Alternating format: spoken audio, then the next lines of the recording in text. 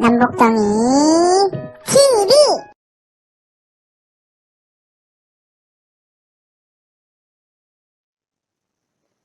안녕하세요. 역사교실 시간입니다. 오늘은 사림의 대두와 붕당 정치에 대해서 알아보겠습니다. 조선이 건국되면서 신진 사대부들은 둘로 나뉘어 정도전이 중심이 된 급진 개혁파 사대부들은 조선 건국의 주체가 되었고, 반면 정몽주를 중심으로 한 옹건파 사대부들은 제야에 묻혀 중앙의 모습을 드러내지 않고 있다가 성종 때에 훈구 대신을 견제하기 위해 제야의 학자들을 등용하면서 중앙에 올라오게 되는데 이들을 사림이라고 하지요. 오늘은 이 사림들의 이야기로 수업을 진행할까 합니다. 먼저 도표를 통해서 신진 사대부가 사림이 되는 과정을 살펴보겠습니다. 고려말 조선 초의 신진 사대부들은 혁명파와 옹건파로 나뉘는데, 혁명파는 조선을 건국했고 옹건파는 낙향하여 후진을 양성했죠. 그러다가 성종 때에 훈구파를 견제하기 위해서 정계에 진출하면서 훈구파와 서로 대립을 하게 됩니다. 16세기가 되면 훈구파는 사림파를 사화를 일으켜 화를 입게 하여 이때 많은 사림들이 화를 당하게 됩니다. 또한 훈구파 역시 자연사하거나 사라지게 되지요. 선조 시기가 되면 사화 때 살아남은 사림파들이 집권을 하게 되는데, 이들은 정치색을 달리하며 서인과 동인으로 나뉘면서 붕당 정치가 시작됩니다. 이번에는 사림의 계보를 살펴보겠습니다.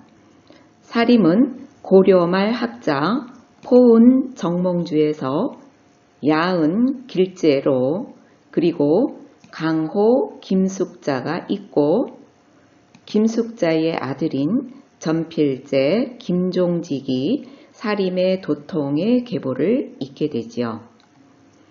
다음은 김종직의 문인인 일두 정여창, 한원당 김굉필, 타경 김일손이 있고, 다음은 조선시대 성리학 정립의 선구적인 인물인 회제 이연적과 김굉필의 문인인 모제 김한국, 그리고 역시 김굉필의 문인인 정암 조광조가 사림의 계보를 잇게 됩니다.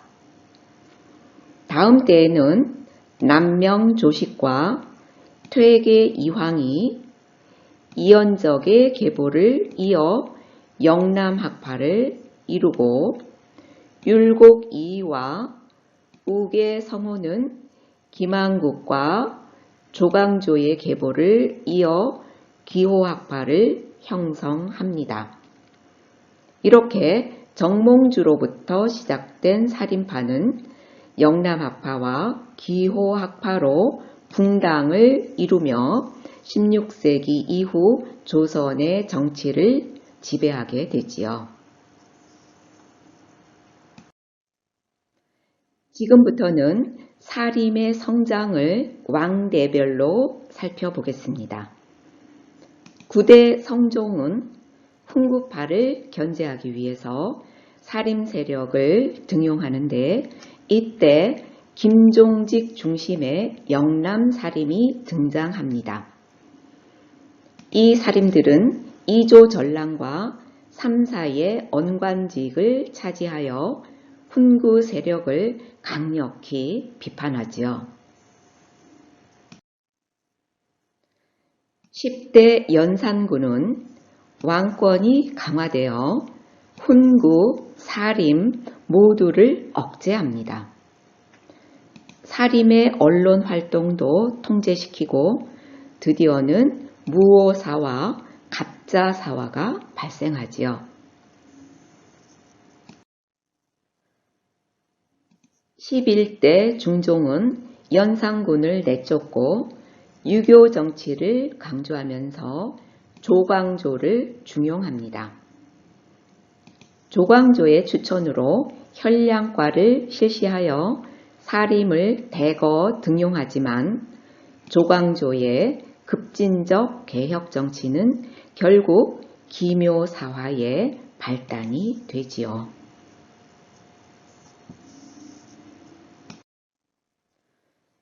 (13대) 명종대는 외척 간의 권력 다툼으로 을사사화가 일어나 정계에서 사림이 사실상 배척되었습니다.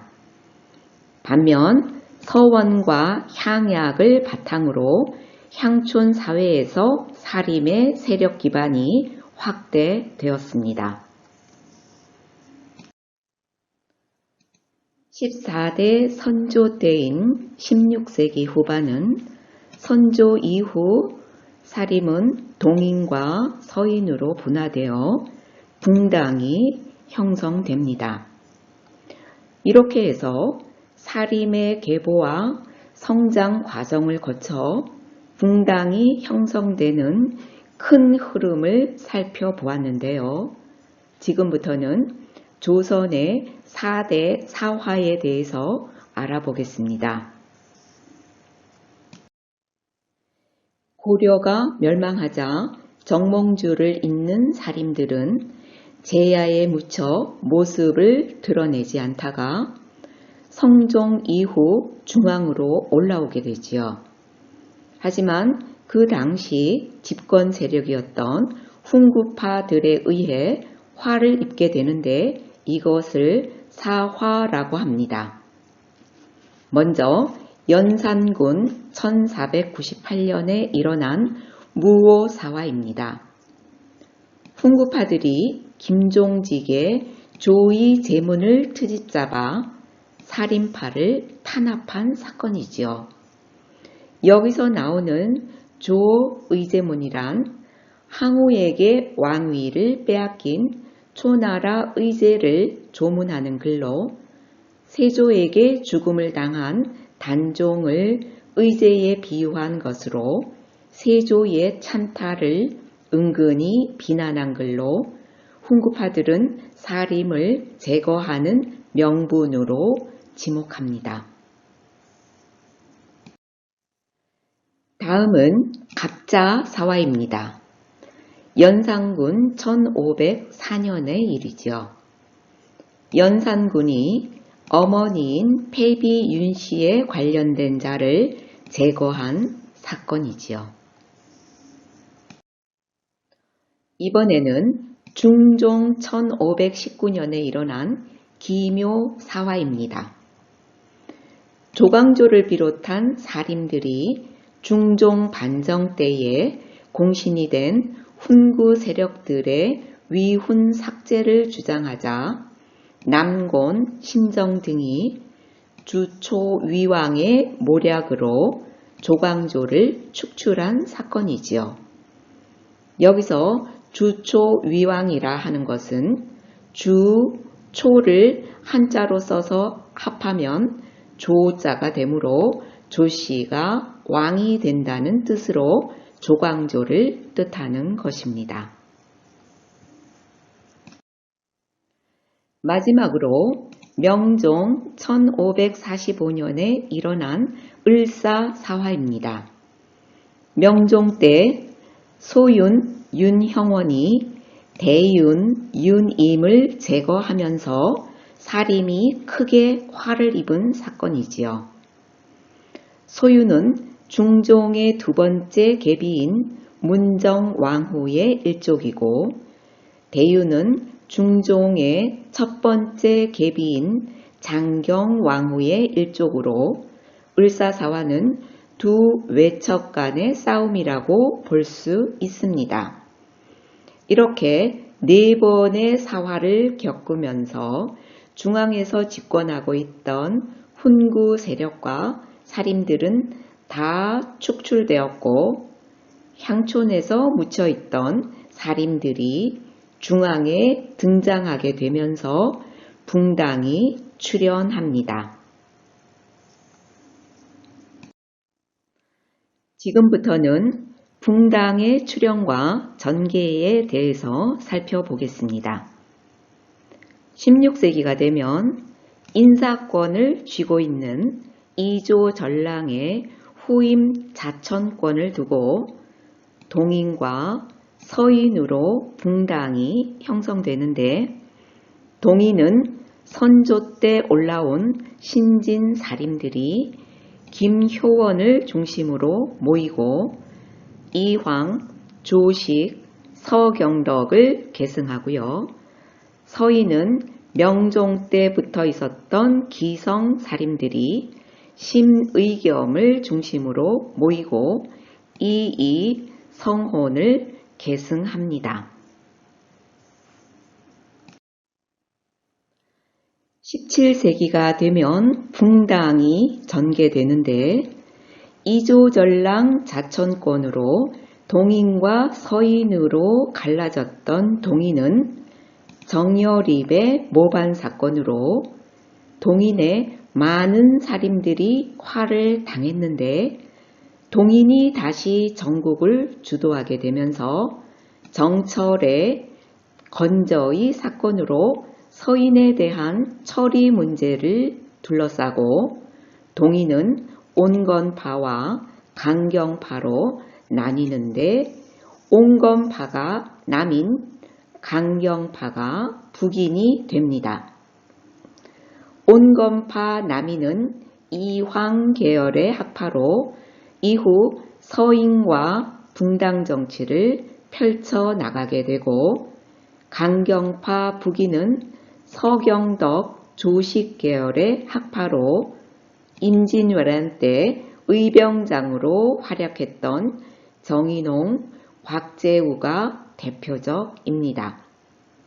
그러나 북인은 광해군 때 전국을 주도했지만 인조 반정으로 서인이 다시 집권하면서 역사 속으로 사라지게 되지요. 한편 서인은 17세기 숙종 때 남인의 영수 허적의 유학 남용 사건과 허적의 서자인 허견의 영모 사건으로 남인에 대한 처리 문제를 두고 강경파와 온건파로 나뉘고 강경파인 노장파를 노론, 온건파인 소장파를 소론이라고 합니다. 노론은 김익훈, 송시열이 중심이고 청렴과 의리를 중시하고 소론은 한태동과 박세채가 중심 인물이 됩니다. 지금부터는 16세기부터 18세기에 걸쳐서 이루어지는 왕대별 집권 붕당의 흐름을 살펴보겠습니다. 먼저 14대 선조의 때에는 이조전랑 자청권을 놓고 사림이 붕당을 이루어 붕당 정치가 시작이 되지요. 동인과 서인이 집권 붕당이 됩니다. 15대 광해군 때에는 북인 정권이 주도가 되어 임진왜란 복구에 힘쓰고 대동법과 명청 사이에서 중립외교를 펼치게 됩니다. 16대 인조 때에는 서인이 주도한 인조 반정으로 서인이 집권하면서 남인이 공조하게 되고 여진 후금을 배척하는 정책을 펴게 되지요. 따라서 병자호란이 일어나고 결국 삼전도 굴욕을 겪습니다. 17대 효종은 계속 서인이 우세하고 청을 정벌하자는 북벌 정책을 추진하지만 결국에는 청의 요구를 들어주어 러시아 정벌에 조선의 군대를 파병하게 됩니다. 18대 현종 때에는 서인과 남인이 공존하고 예속 논쟁이 일어나지요. 예속 논쟁은 인조의 계비인 조대비의 상내 문제를 놓고 남인과 서인이 두 차례에 걸쳐 대립하게 되는데 1차 기해 예송은 서인의 의견이 받아져 서인이 집권하게 되고 2차 갑인 예송은 남인의 의견이 받아져 남인이 집권하게 됩니다.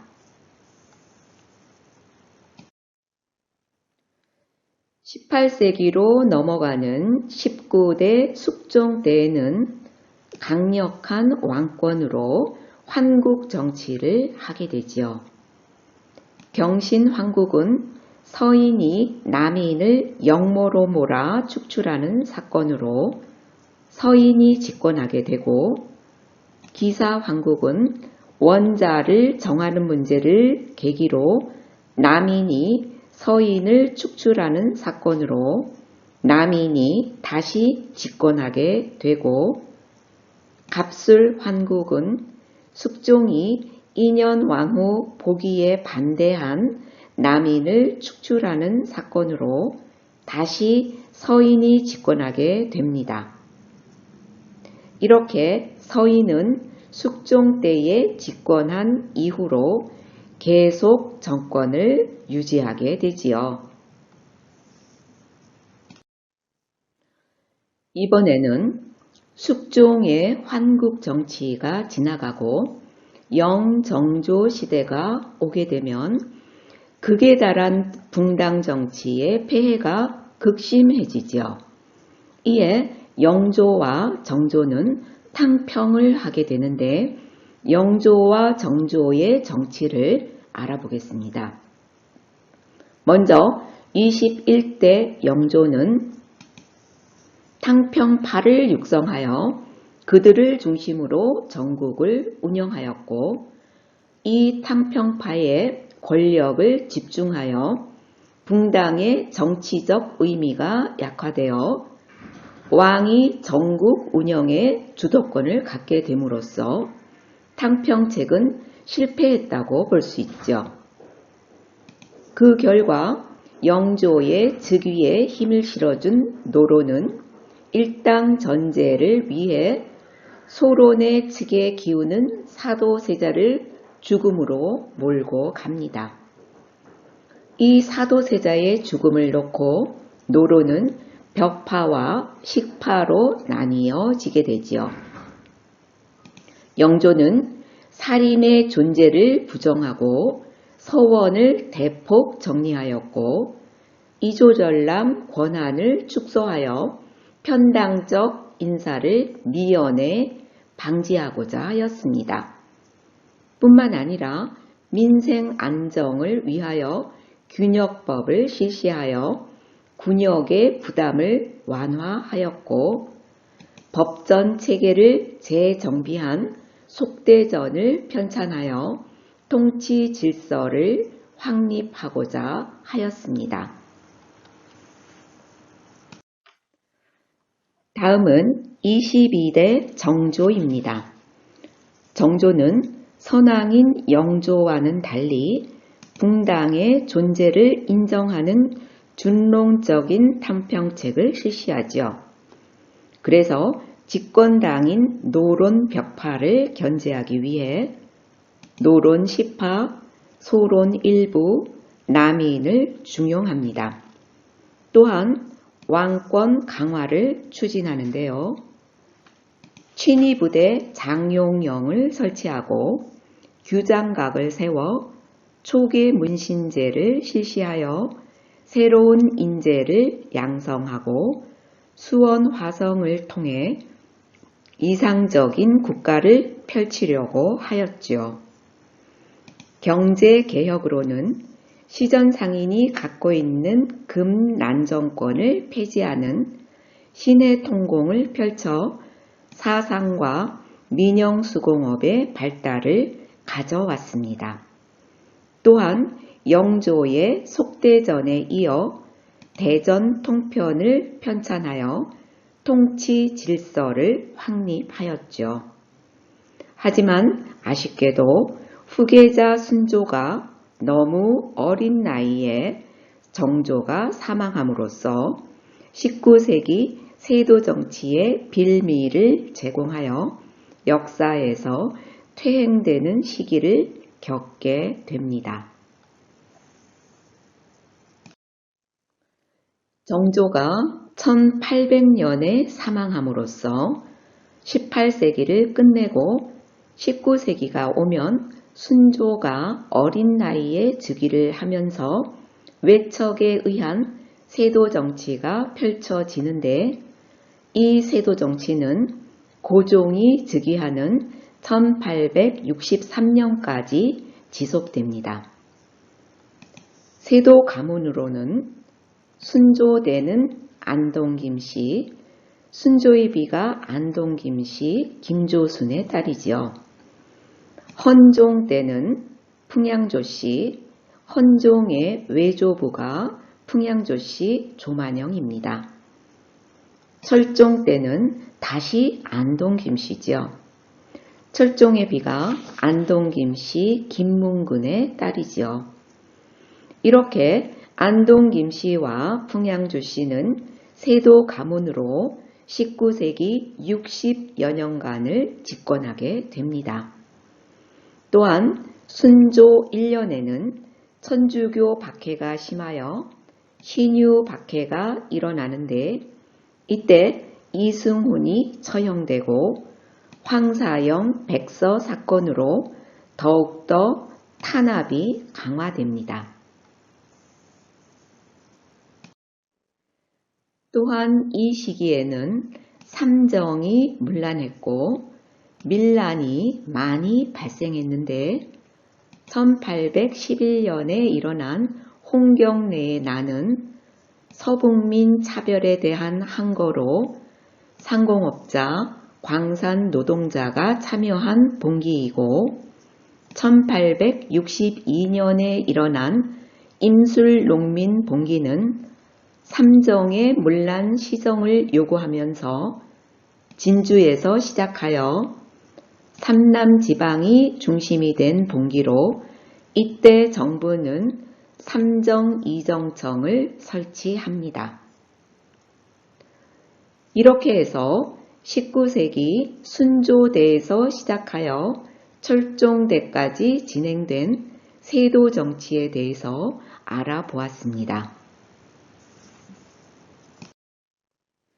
그럼 지금부터는 조선 후기의 대외 관계에 대해서 알아보겠습니다. 먼저 청과의 관계입니다. 17세기 효종은 북벌론을 제기하면서 송시열과 이완의 지지를 얻게 되지요.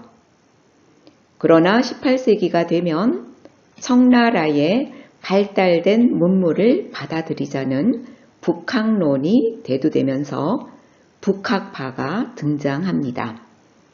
이들은 부국강병을 주장하지요. 대표적 인물로 홍대용, 박지원, 박재가가 있습니다. 또한 숙종 1712년에는 청나라와 국경 분쟁이 있었고 결과 백두산 정계비를 건립하게 됩니다. 이번에는 지도를 통해서 우리나라의 국경선이 어떻게 변경되어 왔는지 살펴보겠습니다. 통일신라 때의 국경선은 대동강에서 원산만에 이르는 선이고 고려 태조 때에는 북진 정책에 의해 청천강에서 영흥만에 이르는 선이지요. 그리고 11세기 거란의 침입 때 서희가 외교로 얻은 강동 6주이고요.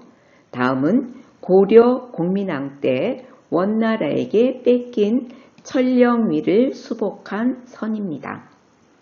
그리고 고려 말에 북쪽 경계선이고요. 마지막으로 조선 세종이 사군 육진을 개척하고 확정지은 압록강에서 두만강에 이르는 국경선입니다. 이번에는 숙종 1712년에 건립된 백두산 정계비에 관한 내용입니다. 1712년 숙종 38년에 조선정부와 청국정부는 양국 영토의 경계 구분으로 서쪽으로 압록강, 동쪽으로 토문강을 경계로 삼는다는 내용의 비를 세우게 되지요. 하지만 이 정계비에 토문강의 위치를 놓고 청나라는 두만강으로 해석하고 조선은 숭화강의 지류인 토문강으로 각각 다르게 해석하여 간도의 귀속 문제가 발생합니다. 따라서 1909년 일본과 청이 맺은 간도 협약 때 이 영토는 청의 영토가 되었죠. 이번에는 일본과의 관계입니다. 임진왜란 이후 일본의 요청으로 조선은 문화사절단 통신사를 파견하는데요. 이 지도는 통신사의 행로를 표시한 지도입니다. 한성에서 출발한 통신사는 충주를 지나 동래에까지 육로로 가게 되고 동래를 출발해서 이즈하라, 시모노세키, 아카시를 거쳐 오사카까지는 해로로 가게 됩니다. 오사카부터는 다시 육로로 교토, 나고야, 하마마스를 지나 목적지 에도로 들어가게 됩니다. 마지막으로 울릉도와 독도에 관해서 살펴보겠습니다. 울릉도와 독도는 삼국시대 이래 우리의 영토로 확인되어 왔죠. 숙종 때는 안용복이 조선의 영토로 확인합니다. 그럼 독도에 대한 지리적 인식과 역사적 근거는 어디에 있는가를 알아볼까요? 독도는 지리적으로 울릉도의 일부로 인식됩니다. 왜냐하면 울릉도 주변에는 많은 부속 도서가 있지만 날씨가 맑은 날에만 육안으로 보이는 섬은 독도가 유일하다고 세종실록 지리지에 기록이 되어 있습니다. 그리고 역사적으로 우리 영토로 인식하고 통치한 근거입니다. 울릉도와 독도는 강원도 울진현에 속한 두 섬이라고 기록되어 있고 또한 이 두 섬은 6세기 초 512년이죠. 신라시대에 복속한 우상국의 영토라고 되어 있기 때문이죠. 이 역시 세종실록 지리지에 기록이 되어 있습니다. 현대에 와서 한일 양국은 독도의 표기 문제로 민감한 상황이 자주 발생하고 있죠. 우리는 독도에 대한 지리적 인식과 역사적 근거를 항상 잊지 말아야 할 것입니다. 오늘 이렇게 해서 16세기 이후 펼쳐진 붕당 정치와 19세기 세도 정치까지 살펴보았는데요. 조선의 정치 파트는 이것으로 정리를 하고 다음 시간은 조선의 경제 파트로 강의가 이어집니다. 오늘 시청해 주셔서 감사합니다.